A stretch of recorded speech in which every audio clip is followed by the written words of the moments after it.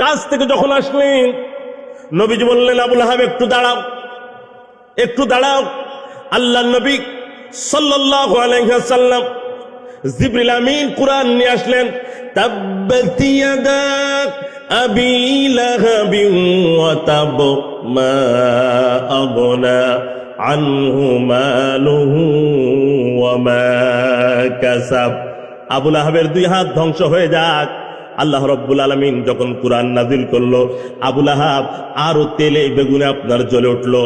বাড়িতে যাওয়ার পর ছেলেকে ডাকলেন, হে উতবা উতাইবা, আমার বিরুদ্ধে কোরআনে কারিমের আয়াত নাজিল করেছে, আল্লাহর কাছে নালিশ দিয়ে তোর শ্বশুর মুহাম্মদ, আমার মনে হচ্ছে এখন একসাথে যেতে হবে, নবীজির কন্যা উম্মে কুলসুম এবং রুকায়াকে এই মুহূর্তে তালাক দিতে হবে, তাদেরকে রাখা যাবে না আমাদের বাড়িতে। আবুল আহাবের দুই ছেলে উতবা উতাইবা পাগলা কুকুরের মতন আল্লাহ রাব্বুল আলামিনের নবীজির সামনে গিয়ে হাজির হলো। বলো নাউযুবিল্লাহ। কুষ্টিয়া জেলার ভাইরা গভীর মনোযোগ। আল্লাহর নবী দাঁড়িয়েছিলেন, উতবা গিয়ে নবীজির কলার চেপে ধরলেন। আল্লাহ নবী দুঃখ ভরা ক্লান্ত মন, এমন আচরণ করবে জামাই কখনোই কল্পনা করতে পারে নাই। আল্লাহ রাব্বুল আলামিন নবীজির জুব্বা মুবারক জামা পর্যন্ত উতবা শয়তান আবুল আহাবের ছেলে ছিঁড়ে ফেললো। শুধু ছিঁড়লই না, আল্লাহ রাব্বুল আলামিন নবীজির সামনে দুই ছেলে আবুল আহাবের তারা নবীজির দুই কন্যাকে তারা তালাক পর্যন্ত দিয়ে দিল। আল্লাহর নবীজির জুব্বা মুবারক উতবা যখন টান দিয়ে ছেড়ে ফেলেছে, নবীজির জুবানে তখন বাহির হয়ে গিয়েছে, আল্লাহুম্মা সাল্লিত আলাইহি কালবাম মিন কিলাবিকা। ওগো আল্লাহ, তুমি সব দেখছো, মাজরা কেমন আচরণ আমার সঙ্গে করলো। আল্লাহ, আমি বদদুয়া করে দিলাম, আমি তো বদদুয়া করি না, কিন্তু আজকে আমার জুবান দিয়ে বাহির হয়ে গিয়েছে। আল্লাহ, পৃথিবীর কোন একটা কুকুর যেন তাকে যেন ছিঁড়ে ছিঁড়ে তাকে খা। নবীজির বদদুয়া ডাইরেক্ট অ্যাকশন সাথে সাথে কবুল হয়ে গিয়েছে। সম্মানিত ভাইয়েরা আমার, কয়েকদিন পরে এই উতবা সিরিয়ায় যাবেন ব্যবসার উদ্দেশ্যে, রওনা দিয়ে দিলেন। এর পূর্বে যদি আর একটু যাই, আবুল আহাব দুইটা পাথর নিয়ে আল্লাহর নবীজির দিকে নিক্ষেপ করেছিলেন। দুইটা হাত দিয়ে আল্লাহর নবীজির কাছে পাথর ছুড়ে দিয়েছিলেন, এই জন্য দুই হাতের কথা ধ্বংস হয়ে যাক, এই জন্য আল্লাহ রাব্বুল আলামিন আয়াত দিয়ে নাজিল করে দিয়েছেন। পাশেই জঙ্গল ছিল। হযরতে হামজা রাদিয়াল্লাহু তাআলা নবীজির চাচা ইসলাম গ্রহণ করেন নাই, হরিণ শিকারের জন্য গেছে, হরিণ ধরে ফেলেছেন। এই মুহাম্মদ দেখো তাকে পাথর নিক্ষেপ করে দেখো আবুল আহাব ক্ষত করে দিয়েছে। হযরতে আমির হামজা দৌড়াতে দৌড়াতে এসে নবীজির এই আপনার অবস্থা দেখে মধুর কালিমা পড়ে লা ইলাহা ইল্লাল্লাহ পড়ে ইসলাম গ্রহণ করলেন। সর্বপ্রথমে আমির হামজা জোরে বলি সুবহান। ইসলামের ভিতরে এক প্রকারের শক্তি, ক্ষমতা, দবদবা আল্লাহ রাব্বুল আলামিন দিয়ে দিলেন। একটু চা দিলেন না, একটু চার ব্যবস্থা করুন। আল্লাহ রাব্বুল আলামিন নবীজি খুশি হয়ে গেলেন, এত খুশি হয়ে গেলেন আমির হামজার ইসলাম গ্রহণ করায়। কিন্তু ওই শয়তান নবী করিম সাল্লাল্লাহু আলাইহি ওয়াসাল্লাম জুব্বা মুবারক ছিল যে উতাইবা সফরে গেলেন, সিরিয়ার সফরে ব্যবসার উদ্দেশ্যে রওনা দিলেন। একদিন রাত্রবেলায় অবস্থান করার জন্য তাঁবু গাড়লেন। গভীর রাত, এই উতবা তার মনের ভিতরে এক প্রকার তার ভিতরে ওয়াসওয়াসা এবং ভয় ভীতি ঢুকে গিয়েছে। যাত্রী দলকে বললেন, এখানে তাঁবু গেড়েছেন, আমি কোথায় ঘুমাবো? বললে তুমি এখানে ঘুমাবে। যাত্রী দলের কাছে উতাইবা তিনি বললেন, দাবি জানালেন, আমার মনের ভিতরে কেমন জানি ভীতি কাজ করছে, আমার মনে হয় কোন বাঘ এসে যেন আমাকে ছিঁড়ে ছিঁড়ে খাচ্ছে। যাত্রী দলে না, তোমরা যদি আমার থাকার জন্য একটু উঁচু জায়গা, কোনো জায়গায় তোমরা যদি আমার ব্যবস্থা করে দাও, তাহলে আমার একটু মনের শান্তি হয়ে যাবে। ভাইরা আমার, মঞ্চ তৈরি করা হলো, উতাইবার জন্য উপরে শুয়ে থাকবে, কিন্তু নবীজি তার জন্য বদদুয়া করে দিয়েছেন, আল্লাহুম্মা সাল্লিত আলাইহি কালবাম মিন কিলাবিকা, যে কোনো একটা কুকুর তার কাছে এসে তাকে আক্রমণ করবে, তাকে খাবে। আল্লাহ রাব্বুল আলামিন নবীজির বদদুয়া আল্লাহ পাকের দরবারে আপনার কবুল হয়ে গিয়েছে। রাত গভীর হয়ে গেল। রাত যখন গভীর হয়ে গেল, বন্ধুগণ আমার, গভীর রাত্রবেলায় আল্লাহ পাক কুদরতি ভাবে একটা বাঘ পাঠিয়ে দিয়েছেন। এই বাঘ এসে সমস্ত যাত্রী দলের কাছে, তাদের নাকের কাছে মুখ নিয়ে গিয়ে বাঘ ঘ্রাণ শুকতে আরম্ভ করেছে, শরীরের কাছে তাদের ঘ্রাণ শুকতে আরম্ভ করেছে। একজন যাত্রী দলের ভিতরে একজন ব্যক্তি, তিনি বললেন, আমি দেখলাম হঠাৎ করে বাঘ ঢুকেছে, আমি ঘুমের ভান করে দেখলে থাকলাম, কিন্তু বাঘটা প্রত্যেকের নাক আর শরীর শুকতে আরম্ভ করেছে। বাঘ আল্লাহ রব্বুল আলামিন বলে দিয়েছেন, আমার নবীজি জুব্বা মুবারকে হাত দিয়েছে, যেই ব্যক্তি আমার নবীজি তার জন্য বদদুয়া করে দিয়েছেন, তাকে আমি আল্লাহ রব্বুল আলামিন আর দুনিয়ায় রাখতে চাই না, বলে আল্লাহু আকবার। আজও পৃথিবীতে নবীর ওয়ারিস যারা, হাক্কানি উলামায়ে কেরাম, আল্লাহ ওয়ালা যারা, নবীর মতন আচরণ তাদেরকে কষ্ট দিয়ে যারা করেছে, আল্লাহ রাব্বুল আলামিন এই হক্কানি উলামাদের বদদুয়া লেগে এই জালিম আজকে আপনার দুনিয়ার থেকে ধ্বংস হয়েছে। কথা ঠিক ঠিক নয়? হক্কানি উলামায়ে কিরাম, হক্কানি বুজুর্গ, দিনদার তৌহিদি পরহেজগার, কোরআন পড়নেওয়ালা মানুষগুলি, দিনদার পরহেজগার মানুষগুলি, এদের মুখ থেকে শব্দ বদদুয়া হিসাবে যখন বাহির হবে, জালেমের জন্য আল্লাহ পাক সেটাই তার পতনের জরিয়া বানিয়েছে। কথা ঠিক ঠিক? ভাইরা আমার, বন্ধুরা আমার, বাঘ ঘ্রাণ শুকতে লাগলো। ঘ্রাণ শুকতে শুকতে উতাইবার কাছে গিয়ে তার গলা চিপে ধরে তার ছিন্ন বিচ্ছিন্ন করে দিল। এই জন্য আল্লাহ রাব্বুল আলামিন, আল্লাহ পাকের কোরআন বললেন, হক্কানি উলামায়ে কিরাম, নবীজির বদদুয়া যাদের জন্য লেগে গিয়েছে, আল্লাহর কোরআন বলেন, ইন্নাল্লাযীনা ইউদুনাল্লাহা ওয়া রাসূলাহু লাআনাহুমুল্লাহ, যারা আল্লাহ এবং রসুলকে যারা কষ্ট দেয়, আল্লাহ রব্বুল আলামিন তাদের জন্য বদদুয়া করে দিয়েছেন। আর এই রসুলের ওয়ারিস যারা, হক্কানি আলেম ওলামা যারা, আল্লাহ রব্বুল আলামিন বলেন তাদের সঙ্গেও যদি খারাপ আচরণ করে, তাদের বদদুয়ায় তারা দুনিয়ায় থেকেই তারা ধ্বংস হয়ে যাবে। কথা ঠিক ঠিক নয়? তাহলে এক নম্বর আল্লাহ রাব্বুল আলামিন বললেন, আল্লাহ তুশরিকু বিহি শাইয়া, তোমরা আমি আল্লাহ রাব্বুল আলামিনের সাথে কি করবে না? শিরিক করবে না, মুশরিক হবে না, তোমরা মুমিন হও, মুমিন হও, মুমিন হও। আল্লাহর কোরআন বলেন, মুমিন তারা কারা? কারা মুমিন? ইন্নামাল মুমিনুনা আল্লাযীনা আমানু বিল্লাহি ওয়া রাসূলিহি থুম্মা লাম ইয়ারতাবু ওয়া জাহাদু বিআমওয়ালিহিম ওয়া আনফুসিহিম ফি সাবিলিল্লাহ। আওয়াজ দিয়ে বলুন আল্লাহু আকবার। একটু জিকির লা ইলাহা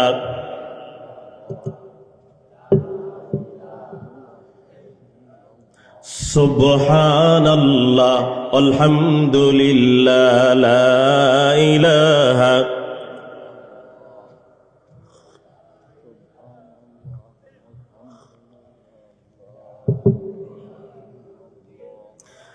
লা ইলাহা ইল্লাল্লাহ লা ইলাহা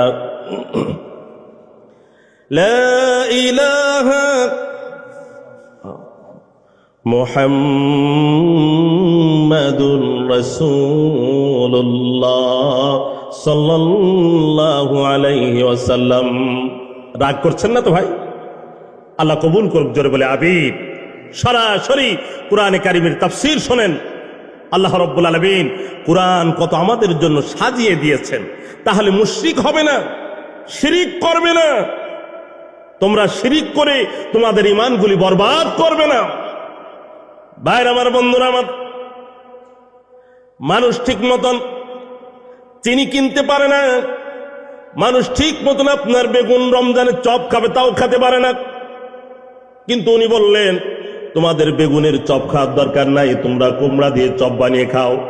খেলাম আমরা কুমড়া দিয়ে চপ বানিয়ে, তার মানে বাবার নামে কোটি কোটি টাকা দিয়ে মূর্তি বানিয়ে রাস্তার সামনে খাড়া করবে, মুমিন তা মেনে নেবে না।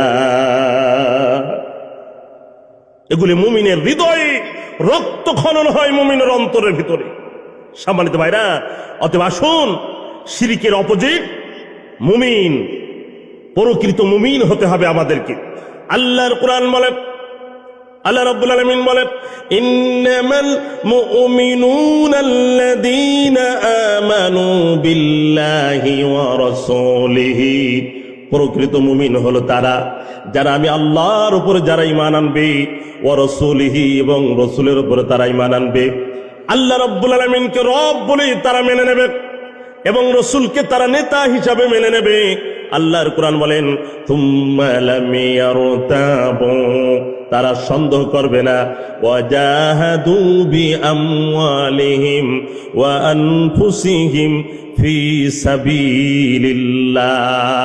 আর মুমিন প্রয়োজনে তারা আল্লাহর রাহে বুকের তাজা রক্ত ঢেলে দেবে।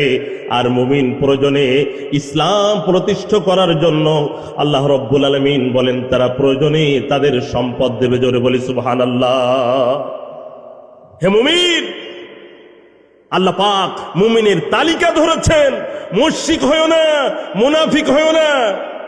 وَمِنَ النَّاسِ مَن يَقُولُ آمَنَّا بِاللَّهِ وَبِالْيَوْمِ الْآخِرِ وَمَا هُمْ بِمُؤْمِنِينَ। কিয়ামতের ময়দানে বলবে আমরা তো ঈমানদার, আমরা মুমিন। মুনাফিকরা তারা বলবে, আল্লাহর কোরআন বলেন ওমা হুম বিমুমিনিন, তারা প্রকৃত ঈমানদার নয়। জোরে বলে আল্লাহু আকবার। সম্মানিত ভাইরা আমার, এজন্য মুমিন হতে হলে পারে আল্লাহর কোরআন বলেন, কোরআনের কিছু মানবা আর কিছু মানবা তা হবে না। মশারির ভিতরে যদি অর্ধেক শরীর রাখেন, মশারির বাইরে যদি অর্ধেক শরীর রাখেন, তাহলে মশা লাগবে কি লাগবে না? মশা লাগবে। আল্লাহর কোরআন বলেন, আফাতুমিনুনা বিবাদিল কিতাবি ওয়া তাকফুরুনা বিবাদ। কোরআনের কিছু মানবা আর কিছু মানবা না, তুমি মুমিন হতে পারবে না। উদখুলু ফিস সিলমি কাফা, ইসলামের ভিতরে পরিপূর্ণভাবে অন্তর্ভুক্ত হও, দাখিল হয়ে যাও। হে মুমিন, মুমিন মুমিন মুসলমান সকাল যখন হবে তারা নামাজ আদায় করবে, কারণ আল্লাহ পাক নামাজ আদায় করার জন্য বলেছেন। মুমিন সে যদি ব্যবসায়ী হয়, ব্যবসার ভিতরে চলে যাবে। আল্লাহ পাক কোরআনে কারিমের ভিতরে বলেন যে তোমরা ইনসাফের সাথে ওজন দেবে, ব্যবসার ভিতরে তোমরা মানুষকে ধোঁকা দেবে না। সে যদি চাকরিজীবী হয়, হারাম খাবে না, সুদ খাবে না, ঘুষ খাবে না। আল্লাহ রাব্বুল আলামিন যে যেমন ব্যক্তি তার জন্য কোরআনে কারিমের ভিতরে বলে দেন, যোহরের নামাজের সময় মুমিন অফিস আদালত ছেড়ে নামাজে চলে যাবে, 5 ওয়াক্ত নামাজ আদায় করবি। আল্লাহ রাব্বুল আলামিন বলেন, আমি আল্লাহ পাক কোরআনে কারিমের ভিতরে যেই কথাগুলি মানার জন্য বলেছি, যারা মুমিন হবে তারা পূর্ণাঙ্গভাবে মেনে নেবে, আর যারা মুনাফিক হবে তারা কোরআনকে পূর্ণাঙ্গভাবে মানবে না। কথা ঠিক কি ঠিক নয়? সাহাবায়ে কিরাম রিদওয়ানুল্লাহি আজমাইন মুমিনের খাতায় নাম লিখিয়েছেন, ঘর ছেড়েছেন, বাড়ি ছেড়েছেন, সব কিছু ছেড়ে দিয়েছেন, সর্বহারা হয়েছেন, কিন্তু তারা ঈমান ছাড়ে নাই। পরীক্ষা দিয়েছে তারা, পরীক্ষার বদৌলতে আল্লাহ রাব্বুল আলামিন তাদের মুমিন বলে বিবেচনা করেছেন। জোরে বলি সুবহান। আল্লাহর কোরআন বলেন, আল্লাহ রাব্বুল আলামিন বলেন, সুন্দর করে বলেন, আহাসিবান নাসু আইয়ুতরাকু আইয়াকুলু আমান্না ওয়া হুম লা ইফতানুন।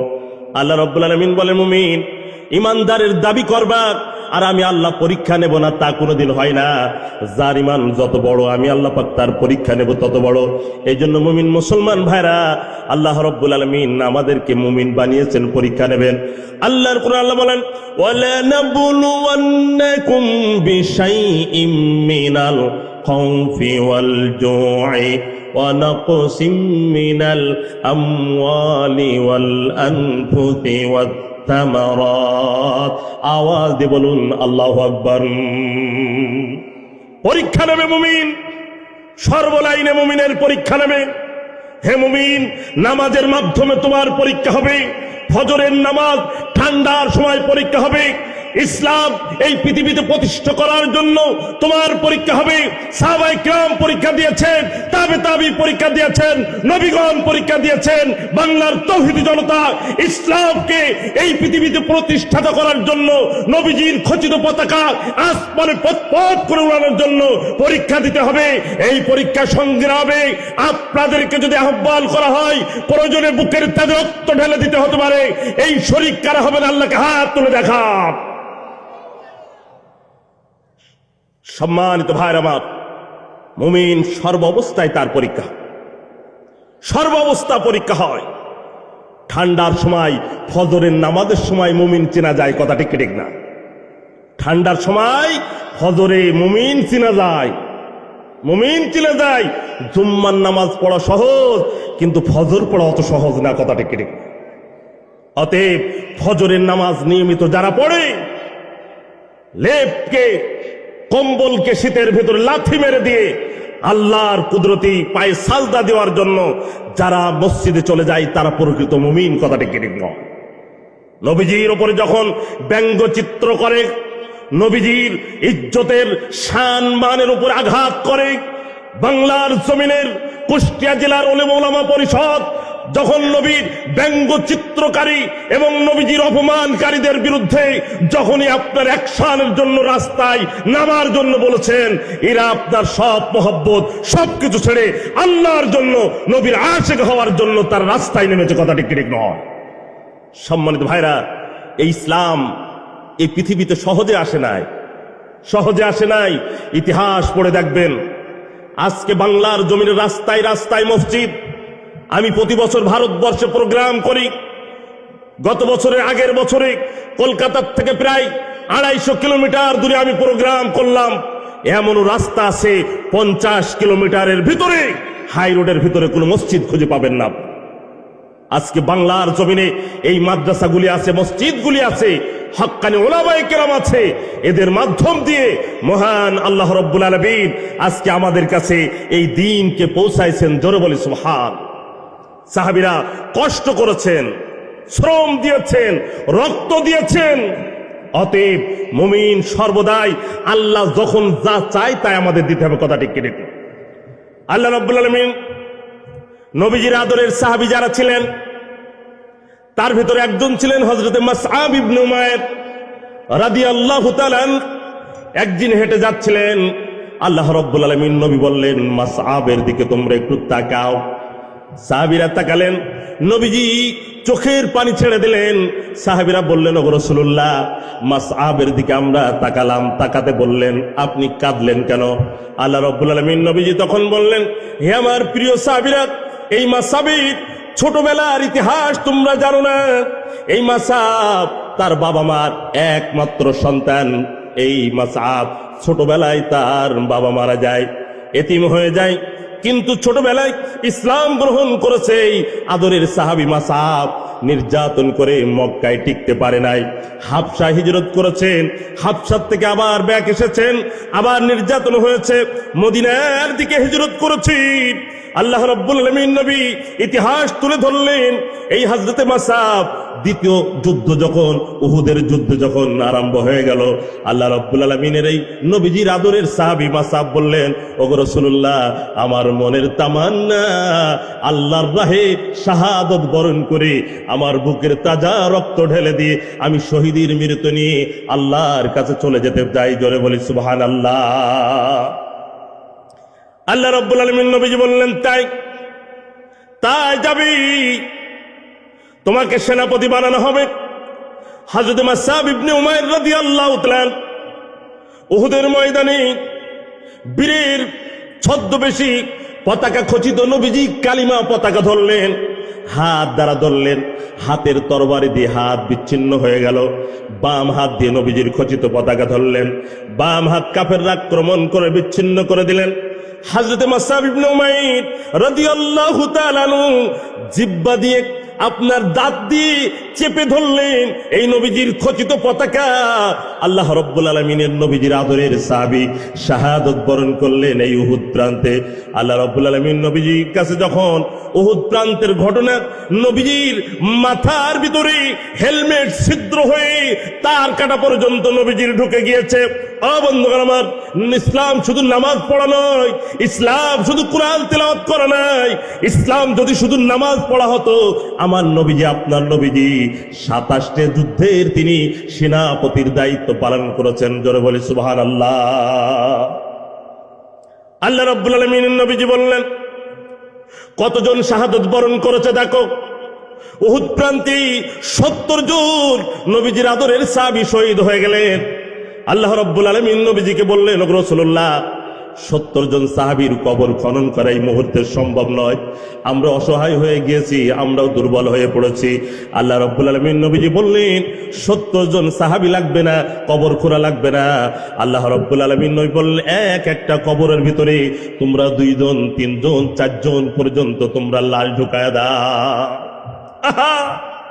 আজকে যে হাজী সাহেবরা যারা গিয়েছেন উহুদ প্রান্তে, এই হযরত আমির হামজা, বন্ধু, এই হযরত মাসআব ইবনে উমাইর, উহুদ প্রান্তে তার লাশ রয়েছে। আল্লাহ রাব্বুল আলামিন নবীজির কাছে বললেন, ওগো রাসূলুল্লাহ, কাপড়ের তো কোনো কাপড় নাই, আমরা কি করতে পারি? আল্লাহ রাব্বুল আলামিন নবীজি বললেন, গোসল দেওয়া লাগবে না, কাফন দেওয়া লাগবে না। যার যার শরীরের ভিতরে রক্ত মাখা কাপড়গুলি আছে, ওই দিয়ে কাফন দিয়ে দাও, জামা দিয়ে তাদের দিকে টেনে দাও। কারো কাছে চাদর ছিল, চাদর দিয়ে ঢেকে দাও। ওগো রাসূলুল্লাহ, যেই চাদর আর কাপড়গুলি আছে, পার দিকে টান দিলে পারে মাথা আগলা হয়ে যায়, মাথার দিকে টান দিলে পা আগলা হয়ে যায়। আমরা কি করতে পারি এই মুহূর্তে? আল্লাহ রাব্বুল আলামিন নবীজি বললেন, মাথার দিকে টান দাও, আর পাহাড়ের থেকে ছোট ছোট ইজখির ঘাসগুলি পায়ের দিকে তোমরা ঢেকে দাও। 70 জন নবীজির কবর খনন। বন্ধুগণ, কয়েকটা কবরের ভিতরে 3 জন 4 জন করে রাখলেন। আল্লাহর নবী বললেন, এই মাসআব ইবনে উমাইর, তার লাশটা যখন কবরের ভিতর রাখবা, আমি নবীজি অসুস্থ, তারপরেও তোমরা আমাকে ডাক দিবা। ওগো নবীজি, কবর তৈরি হয়ে গিয়েছে, আপনার মাসআবের লাশ রেডি। আল্লাহ রাব্বুল আলামিন নবীজি কবরের কাছে গিয়ে বললেন, ওগো আল্লাহ, আমার আদরের সাহাবী মাসআব ইসলাম প্রতিষ্ঠা করার জন্য বুকের তাজা রক্ত ঢেলে দিয়েছে, হাত দিয়ে চেপে ধরেছে, হাত কেটেছে, বাম হাত দিয়ে পতাকা ধরেছে, বাম হাত কেটে দেওয়া হয়েছে। হযরতে মাসআব ইবনে উমাইর, বন্ধুগণ, কাটা হাত দিয়ে ধরেছেন, দাঁত দিয়ে চেপে ধরেছেন, কাফেররা তরবারি মেরেছে। আল্লাহ নবী বললেন, আল্লাহ, আমার মাসআবের উপরে আমি রাজি, তুমি আমার সাহাবীর উপরে রাজি হয়ে যাও। জোরে বলি সুবহানাল্লাহ। একটু জিকির, লা ইলাহা লা ইলাহা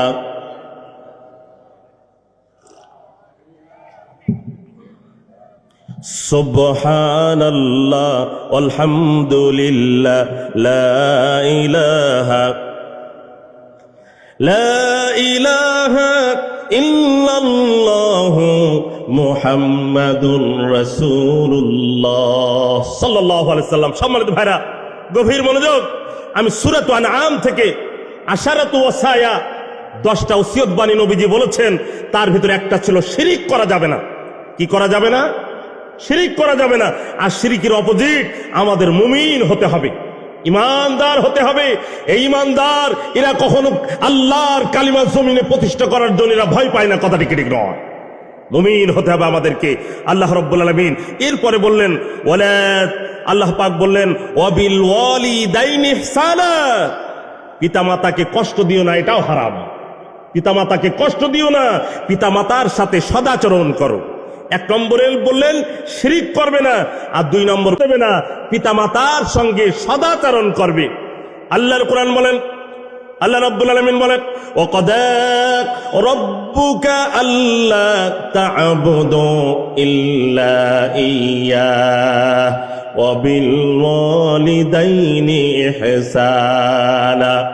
কুষ্টিয়া জেলার ভাইয়ের আমার, আল্লাহ রাব্বুল আলামিন বলেন, আমি আল্লাহর চূড়ান্ত সিদ্ধান্ত আমি তোমাদেরকে শোনায় দিলাম। আমি আল্লাহ রাব্বুল আলামিনের পরে তোমরা তোমাদের পিতামাতার সেবা করবা, মা বাবাকে তোমরা কষ্ট দেবা না। জনম দুঃখিনী মা আমাদের জন্য কত কষ্ট করেছেন। 10 মাস 9 মাস পর্যন্ত মা আমাদেরকে গর্ভের ভিতরে নিয়ে মা ঠিক মতন খেতে পারেন নাই, মা বমি করে দিয়েছেন। জনম দুঃখিনী মা রাত্রবেলায় খাবার খাওয়ার জন্য রান্নাঘরের দিকে গিয়েছেন, আমরা পেটের ভিতরে থেকে গুতা মেরে দিয়েছি, লাথি মেরে দিয়েছি। জনম দুঃখিনী মা পড়ে গিয়েছেন বিছানায়, মা ছটপট ছটপট করে কেঁদেছেন। সারা রাত পর্যন্ত মা আর কিছুই খেতে পারে নাই, মা সারা রাত্র পর্যন্ত না খেয়ে তিনি রাত্র কাটিয়ে দিয়েছেন।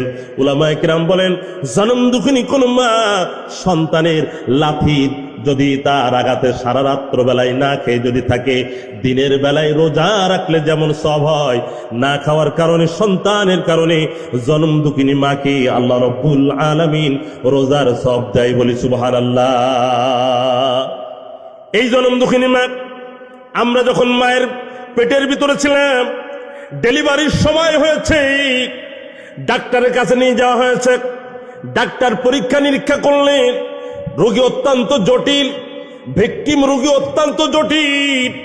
ডাক্তার বললেন, রোগীর আপনজন কারা আছে আমার কাছে ডাক দাও, রোগীর মা বাবা কারা আছে আমাকে ডাক দাও। রোগীর মা বাবা, আপনজন, শ্বশুর শাশুড়ি সবাই চলে আসলো। আলাদা আলাদা ডাক্তার ডেকে বললেন, রোগীর পেটের যে বাচ্চা আছে এই বাচ্চা অত্যন্ত জটিল, বাচ্চা কিন্তু ডেলিভারি করানো সম্ভব নয়, বাচ্চা পেটের ভিতরে এমন ভাবে রয়েছে, খুব জটিল অবস্থায় রয়েছে। বাচ্চা যদি ডেলিভারি করাতে হয় তাহলে মনে হচ্ছে এমন হতে পারে আল্লাহ রাব্বুল আলামিন এই রোগীকে, বাচ্চার মাকে হয়তো আল্লাহ পাক তুলে নিতে পারেন। আর বাচ্চার মাকে যদি সুস্থর দিকে যাওয়া যায়, বাচ্চাকে বাঁচানো যাবে না। ফল নেবে না, গাছ নেবে। গাছ বাঁচাতে চাইলে কিন্তু ফল সম্ভব নয়, আর ফল চাইতে গেলে গাছ সম্ভব নয়। তখন রোগীর আপনজনেরা, শ্বশুর শাশুড়ি যারা, মা বাবা যারা, ও ডাক্তার গাছ বাঁচায় দাও, ফল আপাতত থাক, গাছ বাঁচলে ফল পাওয়া যাবে। জনম দুঃখিনী মাই আওয়াজ যখন শুনে ফেলেছেন, ডাক্তার না না এমন করবেন না, আপনি ফল বাঁচিয়ে দেন, প্রয়োজনে আমার জীবনের বিনিময়ে আমার সন্তানকে আমি দুনিয়ার আলো বাতাসের মুখ দেখাতে চাই। কুষ্টিয়া জেলার ভাইরা, এই মাকে কষ্ট দেবেন না।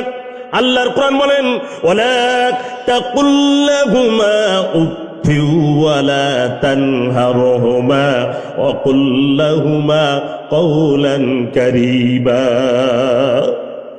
হে বাবারা, মাকে কষ্ট দিও না, বাবাকে কষ্ট দিও না। তোমার বাবা যদি আহ শব্দ যদি বাহির করে, তাহলে তোমার জন্য সব শেষ হয়ে যাবে। কথা ঠিক ঠিক।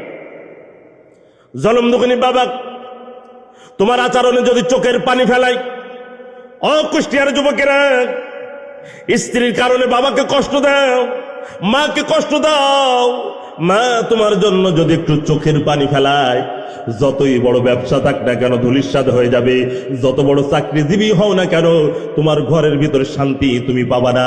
আজকে আপনার লক্ষ্য করে দেখেন, বন্ধুগণ, শিল্পপতি, কোটিপতি, বিদেশ থেকে আপনার ডিগ্রি অর্জন করে এনেছেন, ও বন্ধুগণ, ঘরের ভিতরে 50,000 60,000 টাকার দামের বিড়াল পোষে, প্রতিদিন বিড়ালের পিছনে 500-1000 টাকা করে খরচ করে, কুকুর কেনে, কুকুরের পিছনে দৈনন্দিন 1000-2000 করে টাকা ব্যয় করে। অথচ কুকুরের আর বিড়ালের জায়গা হলো তার ফ্ল্যাটের ভিতরে, জনম দুঃখিনী মার জায়গা হয়ে গেল বৃদ্ধাশ্রমে। এমন আছে না? সন্তানকে কোরআনের জ্ঞান দেন।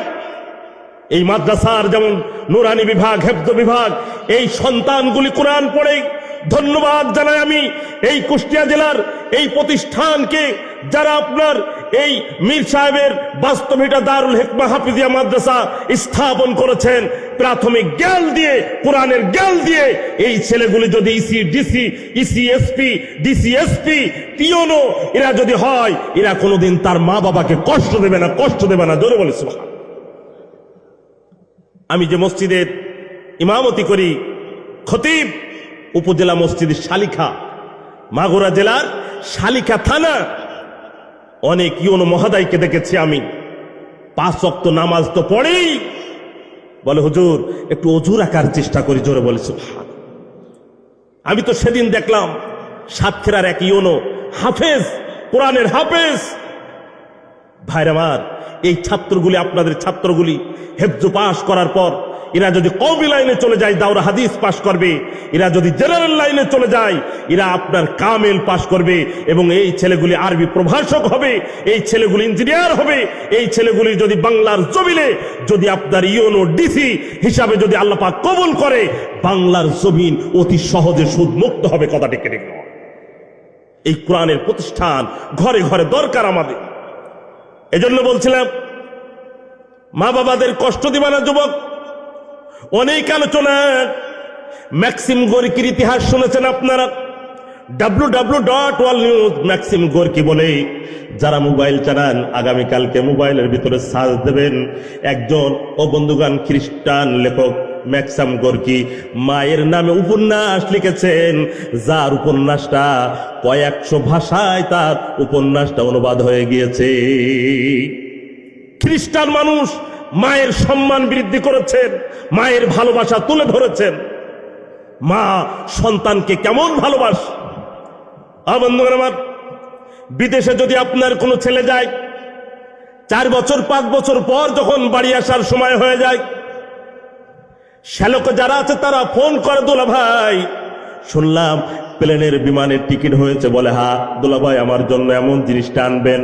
শালি যারা থাকে, আপনজন যারা থাকে, বলে দুলা ভাই আমার জন্য এই জিনিসটা আনবেন।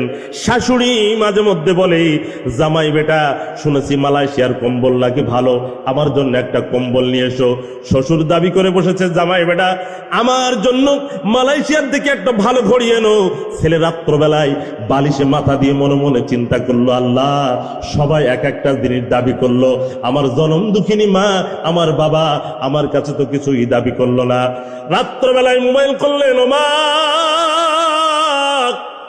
একদিন পরে আমি বাড়ি যাব, সবাই এক একটা জিনিস দাবি করেছো গো মা, তুমি তো দাবি করো নাই, তোমার জন্য আমি কি আনবো মা?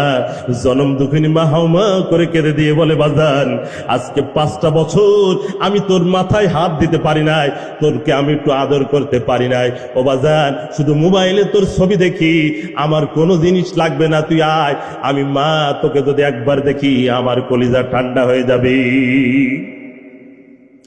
কবি বলেন, সুদীর্ঘ 10 মাস 10 দিনও ধরিয়া কত ব্যথা পাইছেন বাচ্চা উদারও করিয়া।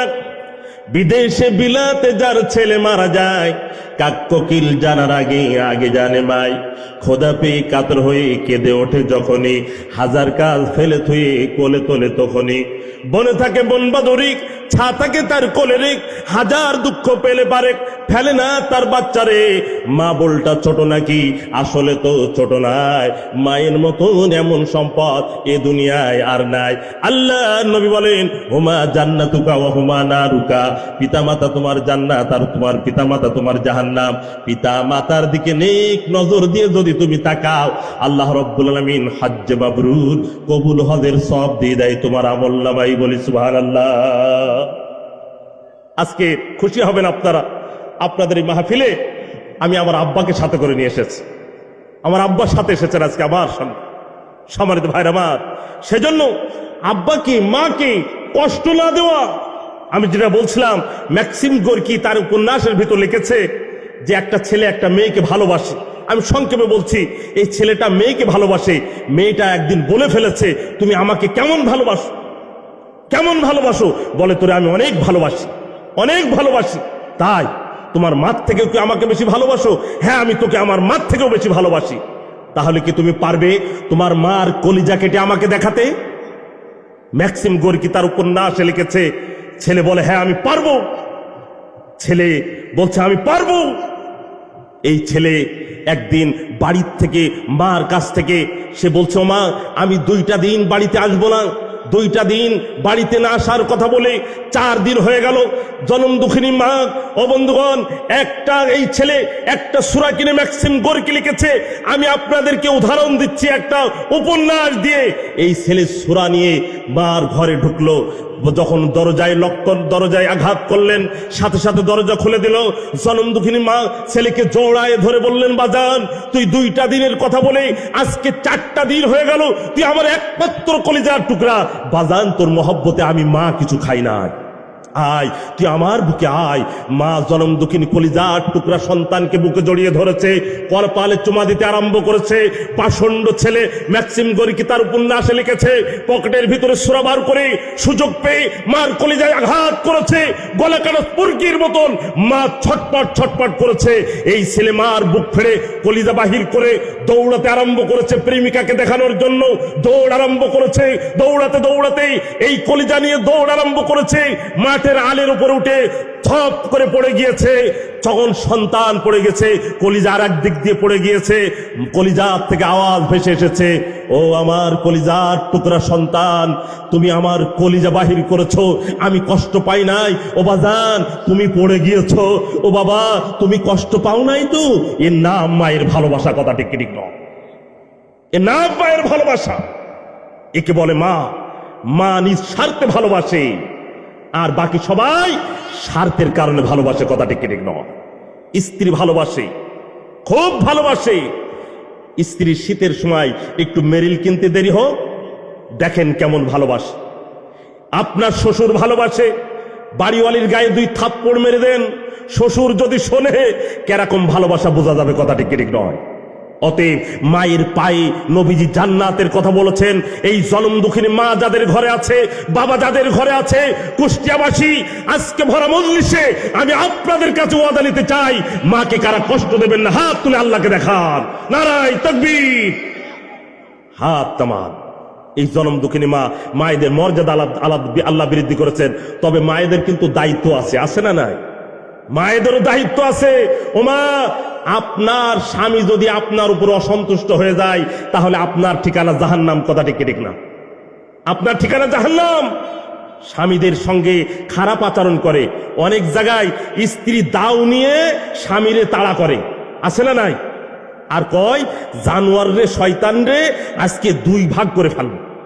কি সাহস এই মহিলাদের, আছে না নাই? এত সাহস, দাও দিয়ে কুড়াল দিয়ে তাড়া করে। ওমা, তোমার স্বামী যদি তোমার উপরে কষ্ট পায়, তুমি যদি মারা যাও, আর ও যদি বলে আল্লাহ, এ শয়তান যে আমারে কত জ্বালানো জ্বালাইছে, তোমার কবরের ভিতরে ধাউ ধাউ করে আগুন ধরে যাবে। কথাটা কিনে আমাদের মায়েরা আমাদের খুব ভালোবাসে, সব ভালোবাসে, কিন্তু মায়েদের একটা অভ্যাস, এই মা আপনি আর এক জায়গায় বিয়ে করেন, এটা কিন্তু কখনো চাই না। কথাটা কিনে কখনোই চাই না, কখনোই চাই না। আমার গল্প মনে পড়ে গেল। এক স্ত্রী অসুস্থ, স্বামীকে বলছে, শোনো, আমি মনে হয় আর বাঁচবো না, ডাক্তার বলেছে আমি মারা গেলে তুমি কি আবার বিয়ে করবা? বলে, তোর মরার দরকার নেই, তুই বেঁচে থাক। বলে, না, তোমার সঙ্গে সংসার করলাম, তোমার যে আচরণ আমি তো খুব ভালোভাবে জানি, তুমি কি আবার বলো বিয়ে করবা কিনা। তবে শোনো, তুমি বিয়ে করো, কমপক্ষে কবরের মাটিটা শুকাতে দিও। স্বামী বললেন, আচ্ছা ঠিক আছে। আল্লাহর খেলা, মারা গেছে। ও ভাই, যখন অল্প বয়সে কারো স্ত্রী মারা যায়, তখন ঘটকরা কিন্তু পিছনে লাগিয়ে থাকে যে তারে আর একটা চাষি জোড়ায় দিতে হবে। লাগে কি লাগে না? ঘটক লাগিয়ে গেছে, চাচা অমুক জায়গায় একটা ভালো মেয়ে আছে। বলে, দাঁড়া, তোর চাচি বলে গিয়েছিল কবরের মাটিটা শুকাতে, শুকাইছে কিনা দেখে আসি। গিয়ে দেখে পুরো কাদা, শুকাই নাই। বলে, আরো কিছুদিন ওয়েট। প্রতিদিন জোহরের নামাজ পড়ে কবর জিয়ারত করে চাচা চাচির। একদিন জোহরের সময় পাই নাই, মাগরিবের নামাজ পড়ে আস্তে আস্তে যাচ্ছে। ও ভাই, মাগরিবের নামাজ পড়ে যখন কবরের দিকে যাচ্ছে, অন্ধকার অন্ধকার ভাব, দেখে আরেকজন বালতি আর বদনা হাতে করে আসছে। 2 জন যখন এক জায়গায়, আসসালামু আলাইকুম। ওয়ালাইকুম সালাম। দুলা ভাই, আপনি এখানে কেন রাত্রবেলায়? তার মানে কিরা কিরা এক জায়গায়। কথা বোঝে না কুষ্টিয়া ভাষী। শ্যালকার দুলা ভাই কচ্ছে, এই তুই রাত্রবেলা এখানে কে? দুলা ভাই কয়, তুই কে? বুঝাইছে? দুলা ভাই কয়, এই তুই কে? শ্যালক বলে, দুলা ভাই আপনি কে? লাস্টে শ্যালক বলছে, দুলা ভাই, আপা মরার আগের দিন আমারে বলেছিল, মনি, বেঁচে থাকতে কি উপকার করলি আর করলি তা জানি না, তবে মরার পরে প্রতিদিন তুই যদি আমার কবরে 1 বালতি করে পানি ঢেলে আসতে পারিস, আমি মরেও শান্তিতে থাকতে পারবো। ওরে শয়তান, দেখেন যাতে আর একটা বিয়ে না করতে পারে কবরের মাঠে ভিজায় রাখছে। ভাইরা আমার, এরা এমন অ্যাকশনে যায়। মায়েদের অনেক দায়িত্ব রয়েছে, স্বামীদের সেবা করা, স্বামীর প্রতি খারাপ ধারণা না করা, সন্তানদেরকে সুশিক্ষায় শিক্ষিত করা, লালন পালন করা। এজন্য আল্লাহ রাব্বুল আলামিন বললেন, ওয়াবিল ওয়ালিদাইনি ইহসানা, কুষ্টিয়াবাসী, 1 নম্বর শিরিক করা যাবে না, 2 নম্বর মা বাবাকে কষ্ট দেওয়া যাবে না। আল্লাহ রাব্বুল আলামিন 3 নম্বরে বললেন ওয়ালা তাকতুলু আওলাদাকুম মিন ইমলাক। আল্লাহ রাব্বুল আলামিন বললেন কুষ্টিয়াবাসী, সন্তানদেরকে তোমরা হত্যা করবে না খাবারের অভাবে। আল্লাহর কোরআন বলেন নাহনু নারযুকুকুম ওয়া ইয়াহুম, আমি আল্লাহ রাব্বুল আলামিন যাদেরকে হত্যা করতেছ আমি তাদেরকেও রিজিক দিই এবং তোমাদেরকেও আমি রিজিক দিই। জোরে বলি সুবহানাল্লাহ। ভাইরা আমার, এই বাংলাদেশে যখন 9 কোটি মানুষ ছিল তারা যা খেয়েছে, এখন 18 কোটি মানুষ, আমরা তাদের থেকে আরো ভালো খাচ্ছি না? আরো ভালো খাচ্ছি। আচ্ছা, বাংলাদেশের জনগণ যদি 36 কোটি হয়ে যায়, আল্লাহর কোরআন বলছে একটা কাজ যদি তারা করে তোমাদের থেকেও তারা ভালো খাবে। জোরে বলি সুবহান। আল্লাহর কোরআন বলেন, দলিল নেন, ওয়ালাউ আন্না আহলাল কুরা আমানু ওয়াত্তাকাউ লাফাতাহনা আলাইহিম বারাকাতিম মিনাস সামাই ওয়াল আরদ। আল্লাহ রাব্বুল আলামিন বলেন বিশ্বের মানুষগুলি তারা যদি ঈমান আনে, তাকওয়া অর্জন যদি করে, খোদাভীরু অর্জন তারা যদি করে, আমি আল্লাহ বললাম তাদের রিজিকের অভাব যাবে না। ও বন্ধুগণ আমার, এই তো কিছুদিন আগে আমি সিলেট প্রোগ্রাম করলাম, কক্সবাজার প্রোগ্রাম করলাম, ঘরের ছাদের উপরে বড় বড় টমেটোর বাগান, কলার বাগান। এই যে আমাদের যশোর মাগুরায় আপনারা দেখেছেন, ও বন্ধুগণ আমার, ছাদের উপরে ধানের চাষ করেছে আল্লাহ রাব্বুল আলামিন। জমিনের ওপর থেকে এবং আসমানের উপর, জমিনের নিচ থেকে আসমানের উপর থেকে আল্লাহ রাব্বুল আলামিন বান্দার জন্য রিজিক দিয়েছেন। জোরে বলি সুবহানাল্লাহ। অতএব সন্তানদের হত্যা করা যাবে না। সন্তানদের হত্যা করা, গলায় অস্ত্র বাঁধিয়ে অথবা দুনিয়ায় আসতে না দেওয়া, এটা হলো সন্তানদেরকে হত্যা করা। আর একটা সন্তানদের হত্যা করা, কোন মা এবং কোন বাবা যদি সন্তানকে কোরআনের জ্ঞান থেকে বঞ্চিত করে দেয়, কোরআনের জ্ঞান যদি তাকে না দেয়, ইসলামের জ্ঞান যদি না দেয়, সন্তানকে যদি নামাজি যদি না বানায়, তাহলে ও বন্ধুগণ এই সন্তানটাও কেমন জানি মরা। আল্লাহ নবী বলেন মাসালুল্লাযী ইয়াযকুরু রাব্বাহু ওয়াল্লাযী লা ইয়াযকুরু রাব্বাহু মাসালুল হাইয়্যি ওয়াল মাইয়্যিত। যেই ছেলেগুলি, যেই মেয়েগুলি যারা আল্লাহ পাকের জিকির করে, কোরআন তেলাওয়াত করে, নামাজ পড়ে, রোজা রাখে, সৎ কাজ করে, তারা হলো জীবিত। আর যারা নামাজ পড়ে না, তারা কোরআন পড়ে না, জিকির আজকার করে না, তারা হলো মৃত। আজকে আপনারা মৃতবাসী, মৃত লোকগুলিকে জীবিত করার জন্য আপনারা এই কোরআনে কারিমের প্রতিষ্ঠান করেছেন। এই মাদ্রাসার ছাত্রগুলি তারা কোরআন পড়ে, তার মানে আগে কোরআন জানতো না, এখন তারা কোরআন পড়ে। আগে আপনার নামাজ পড়তো না, এখন এই ছেলেগুলি নামাজ পড়ে, এই ছেলেগুলি নুরানি পড়বে, এই ছেলেগুলি হাফেজ হবে, এই ছেলেগুলি দাওরা হাদিস পাঠ করবে, এই ছেলেগুলি কামেলে চলে যাবে, এই সন্তানগুলি বাংলার জমিনের জন্য হক্কানি আলেম হয়ে যাবে। তাহলে মরা ছেলে যাদের ভিতরে কোরআন দিল তাদেরকে জীবন্ত করে দিল। কুষ্টিয়াবাসী আপনাদেরকে ধন্যবাদ জানাই। এই কোরআনের এই প্রতিষ্ঠানগুলি, আমি আমার ভাষায় বলি মেডিকেল কলেজ, এখান থেকে হাফেজ হয়ে আলেম হয়ে বাংলার জমিনে ছড়িয়ে কোরআনের তাফসীর করে ঈমানের প্রেসক্রিপশন দিয়ে তাদেরকে নামাজি বানায়। এই মাদ্রাসার ছাত্রগুলি অনেক ছেলে দূর দূরান্ত থেকে আসে, কাহারুর ছেলে, কাহারুর পোতা ছেলে, কাহারুর নাতি ছেলে। ভাইয়ের আমার, অনেক প্রতিষ্ঠানে দেখা যায় মা নাই, বাবা নাই, এতিম অসহায়, এই প্রতিষ্ঠানগুলিতে দিয়ে যায়। আল্লাহ রাব্বুল আলামিনের বান্দারা, ছোট্ট ছোট্ট মাসুম বাচ্চা, মা নাই, বাবা নাই, হুজুর আমার মা নাই, আমার বাবাও নাই, আমি কিছুই দিতে পারবো না, টাকা দিতে পারবো না, খাবার দিতে পারবো না, এতিম, আমার মা নাই, আমার বাবা নাই।